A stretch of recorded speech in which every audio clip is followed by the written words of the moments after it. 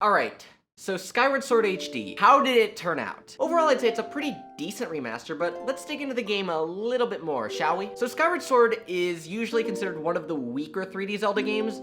A lot of people don't like it for various reasons, and a lot of them are pretty understandable. The game is a bit too handholdy, the tutorials are fairly long, and some people just didn't like the motion controls and had trouble getting used to them. So does this game address some of those issues? The answer is kinda. I played the game this weekend up through the end of the first dungeon, and so far this is my takeaway from what they've changed with the game. In terms of Skyward Sword's general story and gameplay, not much has changed. If those are some of the reasons you did not like the game initially, this game is going to do pretty much nothing to sway you. There are some quality of life changes, such as icons no longer popping up, but beyond that, this is the same game that came out 10 years ago with a nicer coat of paint. But for those of you who are new, who've either never played a Zelda game before, who are you? And those who started with Breath of the Wild, this is a pretty good entry point into the more traditional 3D Zelda formula. Canonically, this is the first game in the Zelda timeline, so there are no real references to previous games that you need to know about to really understand this game's story. And while the game is a bit handholdy with its tutorials, and Fi still does pop out and give you redundant information from time to time, the game isn't really all that bad from what people say. They are there, and they are annoying, but as it goes on, the game does this a lot less. There still are certain elements towards the end that are a little annoying, and they have some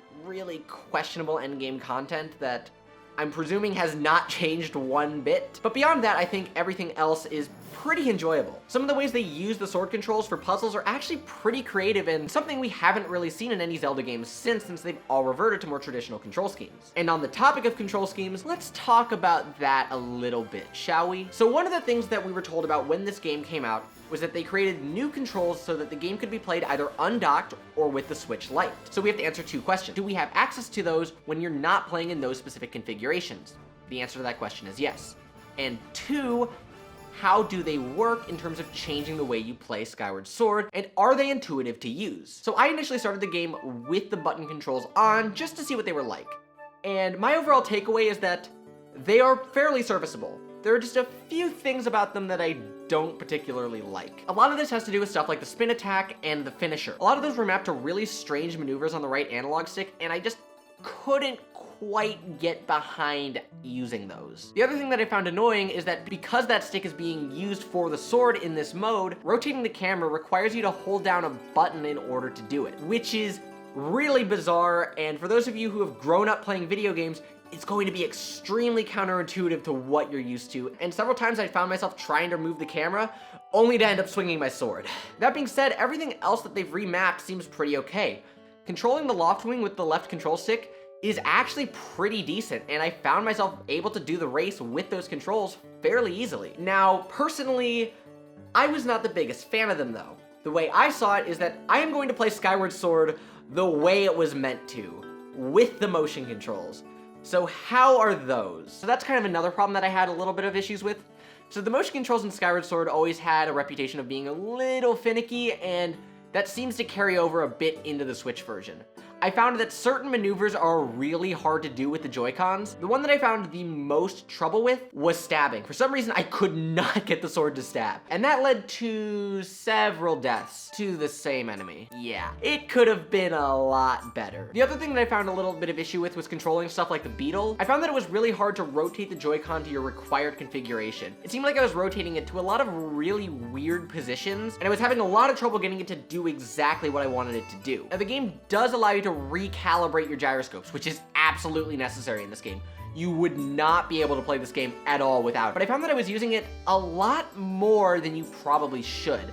I was using it almost constantly, especially with the beetle. Like, I was continually pressing Y, just trying to get a good starting position for when I shot it so that I could get it high enough. And for some reason, it just wasn't taking for me. Another place that I found some trouble with the motion controls was swinging from vines. It felt like I was doing motions that weren't intuitively what I would expect to do, and it threw me off quite a bit. So overall, I think that the motion controls are pretty solid. They're a pretty close analog to the original Wii version, but they felt like slightly off in some regards, and I can't explain why. The probable answer is probably just due to the technology that the Switch uses. It's notably less precise than the Wii, but you do have the added flexibility of not having to have a sensor bar set up, so you can have the Joy-Cons literally anywhere. You don't even have to be looking straight at the TV to do anything with it. It's honestly kinda nice. So that's pretty much everything that I noticed that changed with this game.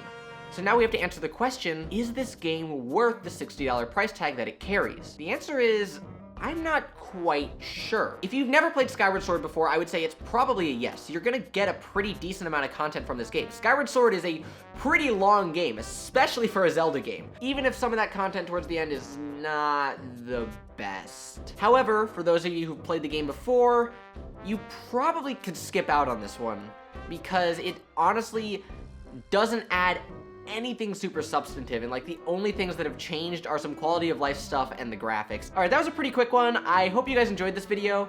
If you did, be sure to give this video a like and subscribe for more content like this in the future. And let me know, what do you think of Skyward Sword, both the original and the new one for those of you who have played it? I'd be curious to see what you guys think of this game. But with all of that, I will see you guys next time.